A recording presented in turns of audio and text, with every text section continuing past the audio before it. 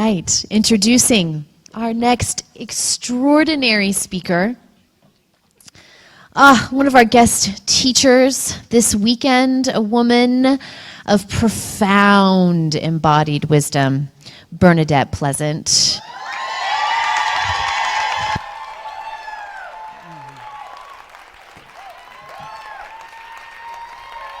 Get up! Get up! Get up!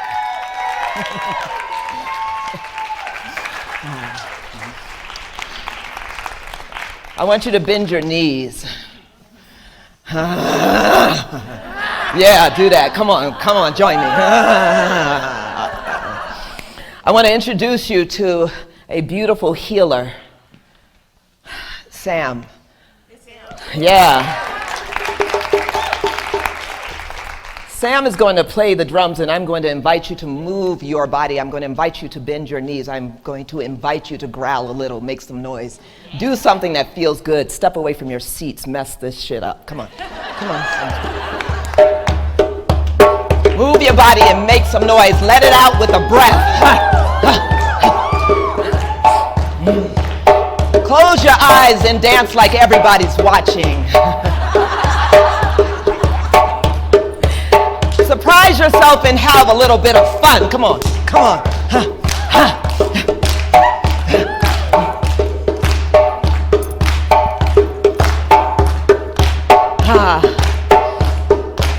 I want to tell you a story. As you slowly make your way to your seats, take your time, come on. Don't get there fast, take your time. Whoever's the slowest is going to win something.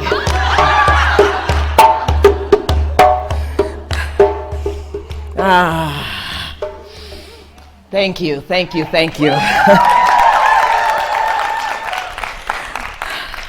A year ago, I was so excited to grace the stage as one of the beautiful presenters of the WomanSpeak Mastermind, and it was exciting and it was fun, and I was scared to death.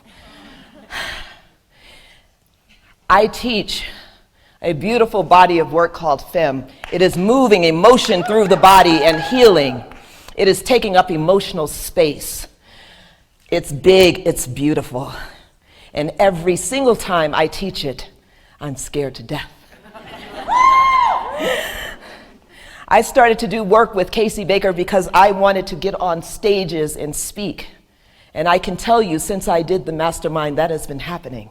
It has been happening, and it is beautiful, and I'm excited, and it is what I was born to do, and I love to do it. And every time I do it, I am scared to death. You see a theme here? Yeah. I want to introduce you to somebody.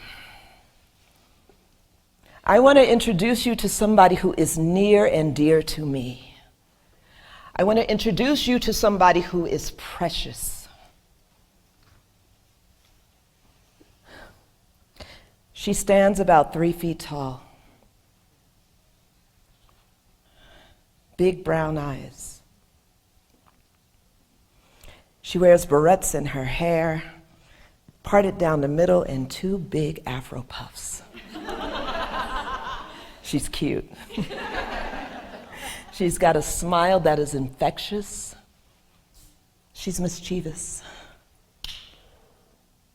And every time I say yes to something, every time I say I will take that opportunity, every time I say I will post that thing, she says, "What the fuck are you doing?"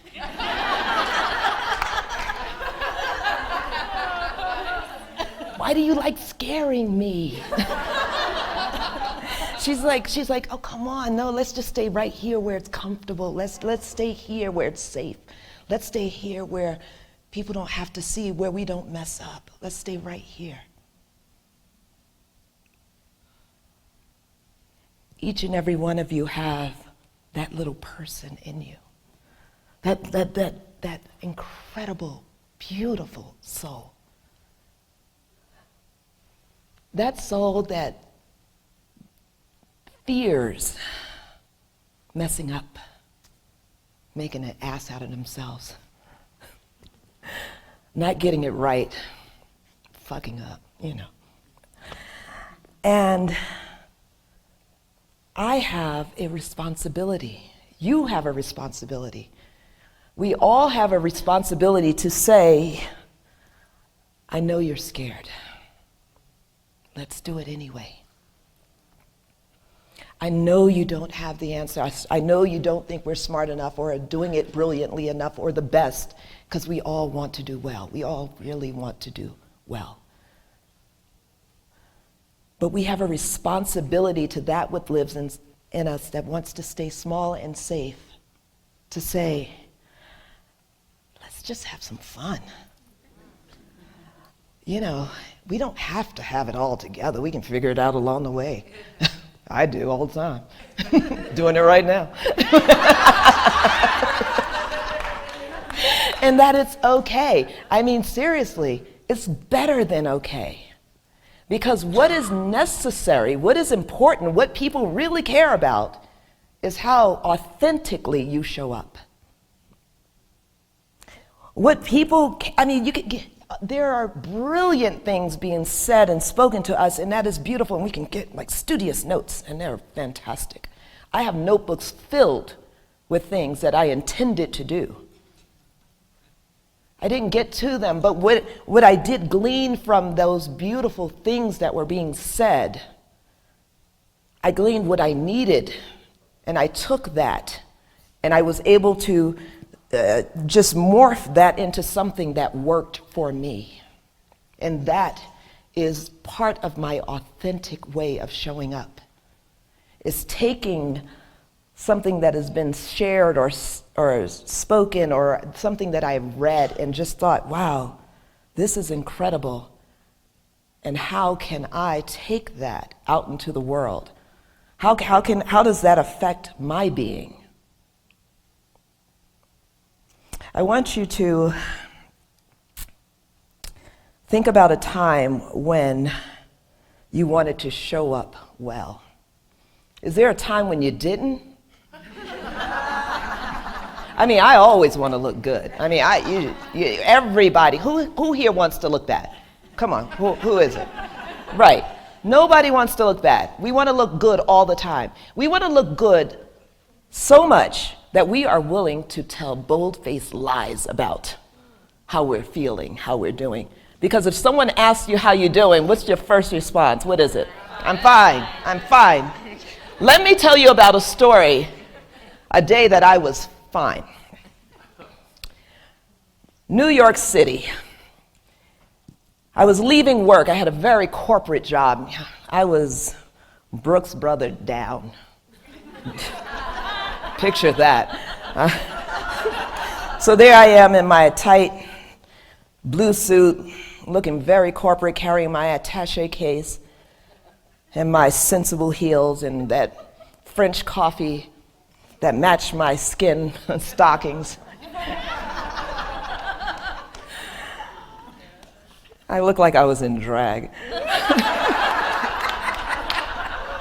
But there I was, headed to Penn Station. This is where all the trains come, all the commuters come. It is just this place you got to get through at rush hour. Work had ended, I stepped outside, and I am running to Penn Station to catch a train. It's a downpour. It's just torrential downpour. And there I am with this umbrella, and it's one of the big fancy umbrellas, so it's big and it's heavy and it's windy, and I'm trying to make my way down, and it looks crazy, and I got my attaché case and those damn shoes that like got rain all in them. I really needed to be in boots or something, but that wasn't the case. And I'm trying to maneuver like everybody else down the street to Penn Station. And I come through the doors of Penn Station, and just as I was coming through, I went to take the umbrella down. A gust of wind comes, turns it inside out. And I just go and I hit a slick, and I am tumbling down the escalator. Tumbling down the escalator with an attaché case and a blue suit and an umbrella.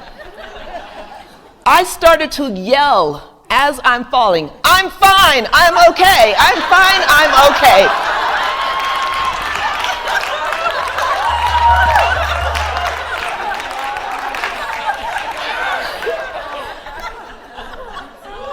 This is insanity.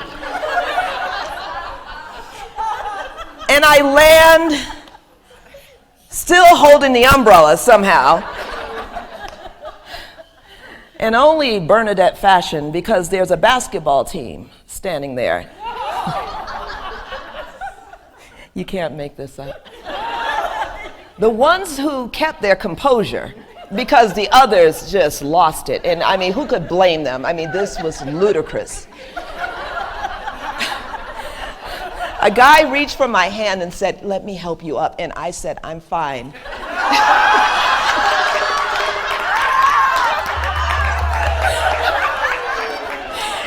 And I think right about then, the escalator delivered my other sensible shoe that I had lost along the way.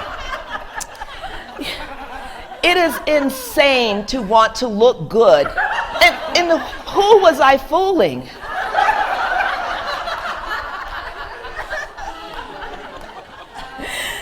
So my point here is that we are willing to just tell astronomical lies, as opposed to just say, "I'm not okay." I mean, I walked away, I limped away, let's be clear. I limped away to my train, which I'm certain I missed, but because, you know, God has a sense of humor. And I was, you know, knee bleeding, and I'm fine with my umbrella and shit. And, I'm just a mess. What I couldn't say was, "This hurts." What I couldn't say was, "I need help." What I was just unable to do, I couldn't even receive the help that was being offered, because I was fine. There's nothing authentic about that. There's nothing authentic about it. I don't even give someone the opportunity to show the humanity that lives in them, because I'm busy being fine. So, when we are being authentic, when we are willing to tell a piece about ourselves, something about ourselves, it can feel a little uncomfortable. But it is in expressing ourselves, it is in telling our story, it is in having the willingness to let go of ego just a little bit and have fun. I mean, seriously, I could never tell that story and be okay. But the truth is, I went falling down the stairs, the escalator, screaming I'm okay, because it was nuts. So where are you being inauthentic? We do it all the time. We live in a society where it's expected. Actually, most people would rather hear you say, "I'm fine," than you go into your story. I mean, perhaps, as we learned yesterday, maybe we can give that in 7 seconds. Yes. Just maybe we can just sum that up so we're not wasting their time, but we're keeping the authenticity that lives in us. When we say that I'm not okay, when we say I need help, when we say, today isn't my best day, it really gives someone else the opportunity to kind of relax at ease, to be like, "You really? You either? I just fell down the escalator." I mean, they just might be able to share something about them because of your authenticity. When I started this body of work called Femme, and this work is about moving emotion through the body, it's about expressing it, it's about no longer containing it. I often say that we live in a world where we just pull Spanx on ourselves emotionally, and then we try to live out loud. Yeah. So in this body of work, what we do is start to exercise the muscle of expression. What I'm going to do is share with you a little something that we do in that class. And when we do that movement, we use live drums. Sam's here. Sam's here for that. And so what I want you to do is, just for a moment, I'm going to invite you to all, you can stand or sit, whatever feels good to you, but I recommend you push an edge. Maybe get out your comfort zone. But whatever feels authentically good for you, I want you to imagine, perhaps close your eyes, and just feel into your body. I invite you to bend your knees a little bit. It's good for you. Wiggle your hips. I want you to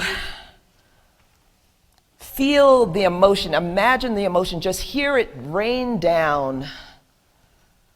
Hear the word joy. Yeah. The word joy. I'm going to invite you to start to shout out colors. How does joy feel in your body? Just popcorn around the room. Soft. Yeah, you can feel the color. Where's the body part that you feel it? Place your hand there and shout it out. Yoni. Yes, yoni, heart.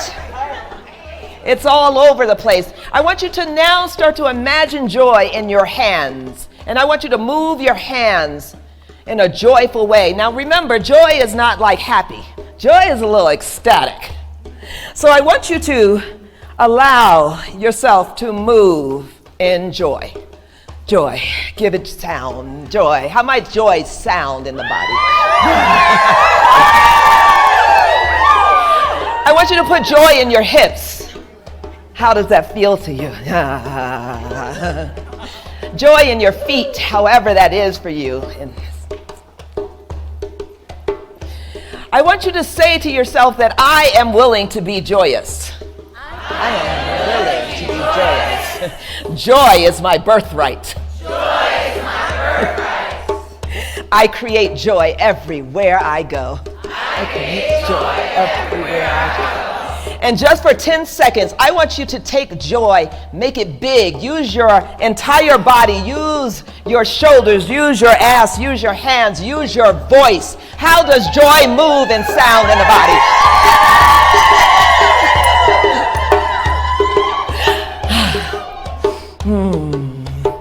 Take a deep breath in. Feel that.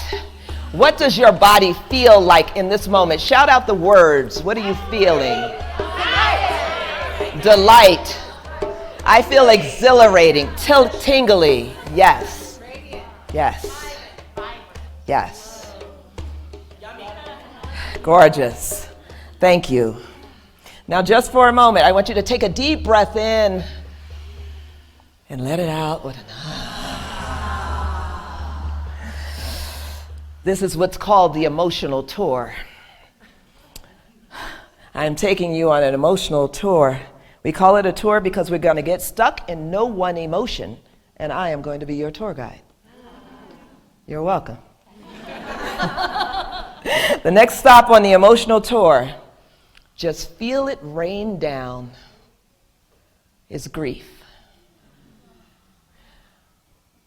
Just hearing your exhales, notice the difference between the exhale of joy and the exhale of grief. Now, no one's signing up for grief. No one's saying, I want a double dose of that on Tuesday. No one's saying that. But it is true, I believe we are built like weather. I believe that some days there are bright, shiny days, and other days there's a storm coming. And we don't get to pick and choose. You don't get the joy without the grief. So just for the same practice right now, just imagine where in your body do you feel it? Place your hand there. Shout out the body parts. Heart, throat, solar plexus, yes, shoulders. How does grief sound? Just give it a sound. Maybe it's a moan for you. Maybe it's a cry, whatever it is. Yeah. This is not about spiritual bypassing an emotion. It is about acknowledging it and feeling it and recognizing that it is there sometime, but also noticing that it will not last forever. It will move, and it will. I am going to invite you to shake. Between some emotions, we actually shake. And I want you to start to move, lift your heels if that feels good to you, and start to allow a shake to come through your body. Allow it to move through your head and finally give it sound. Shaking.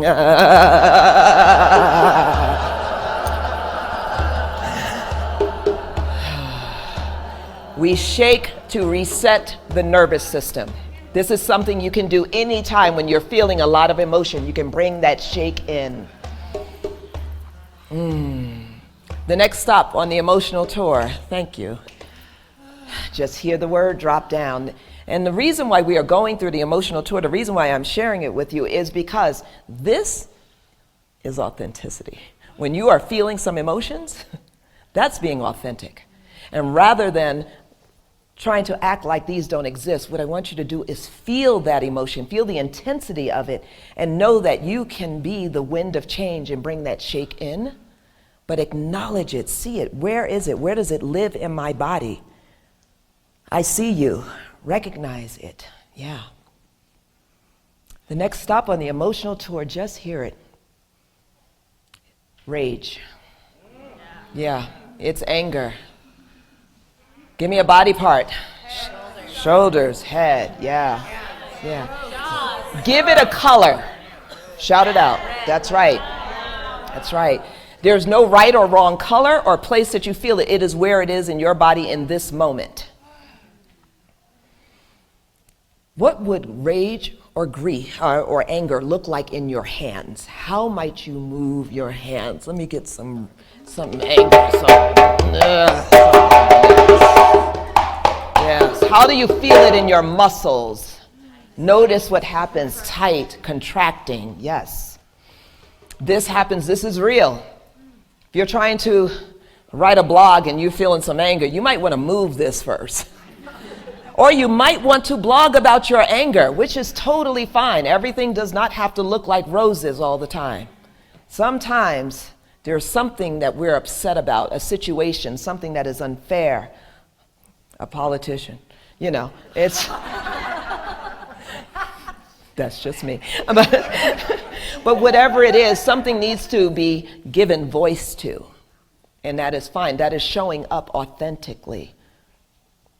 We shake. This is an emotion we always move behind, so I'm going to invite you once again to do that shake. Bring that shake in, allow it to move, allow the winds of change to come, and allow that to move on.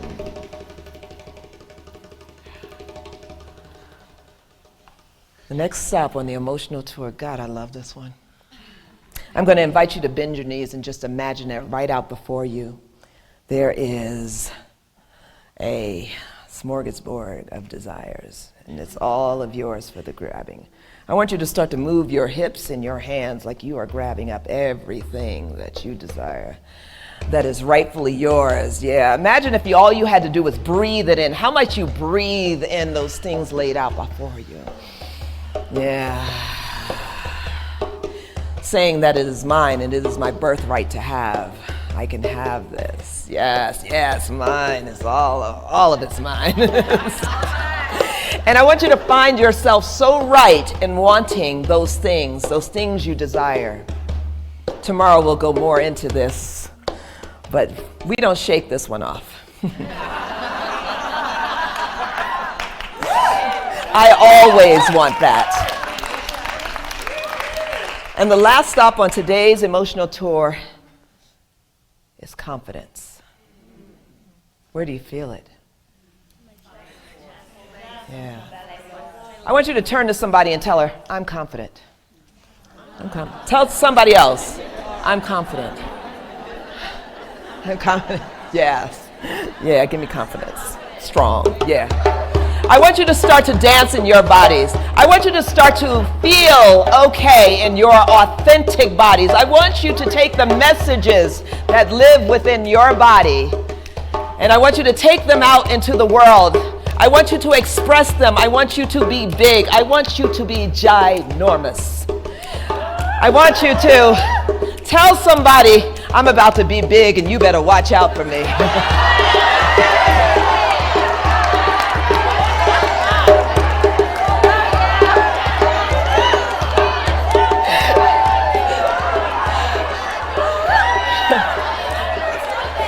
What I want you to take away from this, what I so want you to take away from this is that your emotions make up who you are. Your emotions are part of that authentic part of you.